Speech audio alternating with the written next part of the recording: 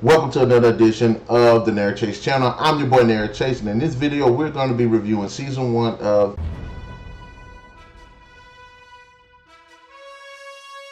Now, Invincible is an adaptation of a comic book, Invincible, created by Robert Kirkman. You know, the guy that created The Walking Dead. This man's got his hand in a lot of really cool shit. The main character, Mark Grayson, has to be one of the most likable comic book superhero characters on television.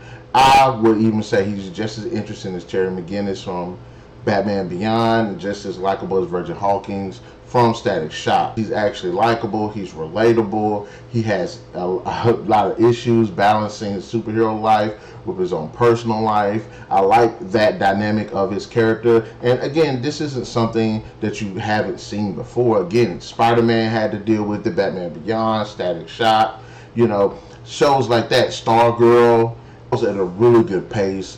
From episode 1, you know what you're going to get. It's pretty damn dark.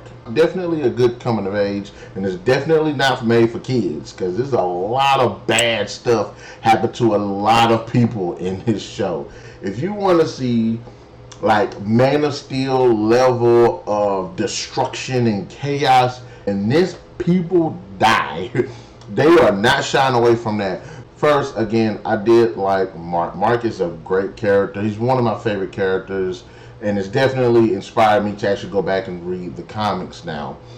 He has a really good family. I like his mom. I do like his dad. I like their family dynamic. I do like the supporting characters, both in the superhero community as well as in Mark's personal life. I think they all have a bit of depth to them. I think they're unique. I think they all have their own unique motivations. I like a lot of the superpowers that they have in here and how they utilize those powers, and I think there is a lot of growth not only for Mark's character but for some of the cast as well. And I like seeing the dynamic. One of the best things I can say is the relationships between the characters, regardless if it's the relationships with Mark's character. They're just, everybody seems to have really fleshed out and believable, again, personalities and relationships, and I like stuff like that. That gives a lot of meat to the characters. It gives a lot of depth to the characters. The bad guys are interesting too. They have interesting motivations. They have interesting abilities. You mean, yeah, you have your generic bad guys here and there, but there's a lot of villains that they've shown in the series that actually are interesting. I have to give it to her. J.K. Simmons completely kills his Omni-Man. And Omni-Man is just straight up badass. If you wanted to see a godlike character that kicks ass, takes names, is Omni-Man.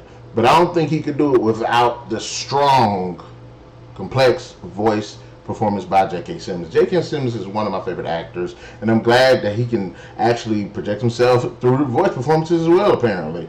I'm quite sure he's done other things, but I really appreciate him, and he definitely gives Omni-Man personality, gives him depth, he gives the man character. They got a lot of good talent behind the voice performances. Across the board, the performances are just really good. I like the production design, through the animation, through the sound design. The animation looks exceptionally well done. It is good. It is on point. It's fine-tuned. It definitely works for this series, especially for the action sequences when it gives the character expression, the different locations, the fight sequences. It just does good for all around production value of just the way this show looks. The sound design is great. Things are impactful, especially when the fights are going on. You can just feel it from just listening to it. The music's good. There's just a lot that this show does right. And I have to say, the action sequences, the fights are where it is. The fights are just fucking badass. They don't hold any punches. Things are destroyed. People die. And I need to stop saying that people die now. I mean, actually, but realistically wise, in these type of high stakes that this show has with the fights, people do die. And they, you know what I'm saying, as much unfortunately, helpless people die, good people die. And I like how the show does not run from that. Mark's learning to be a hero. He's learning that these stakes they're high, and there is a price to pay for them. There's a price if you're not strong enough, people will die. There's a price if you're not careful enough, people will die.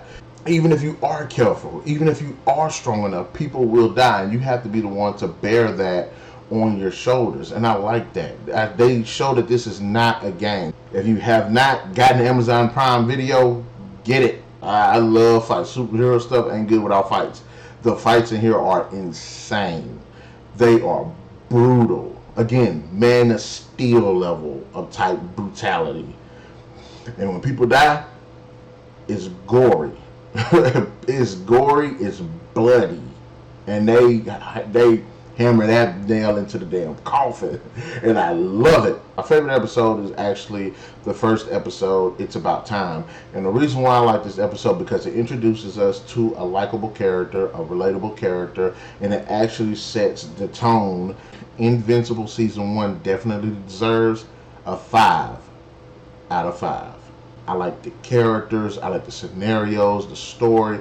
It's just done exceptionally well. 5 out of 5s are hard to come by, but I'm definitely giving it to this series, especially Season 1, Season 2. I hope be just as epic. In the comment section below, let me know what are your thoughts about Invincible, what you like, what you didn't like. Also, be sure to hit that like, share, subscribe, and that notification button to get the best of what we got going on this channel. And we'll definitely catch you guys later.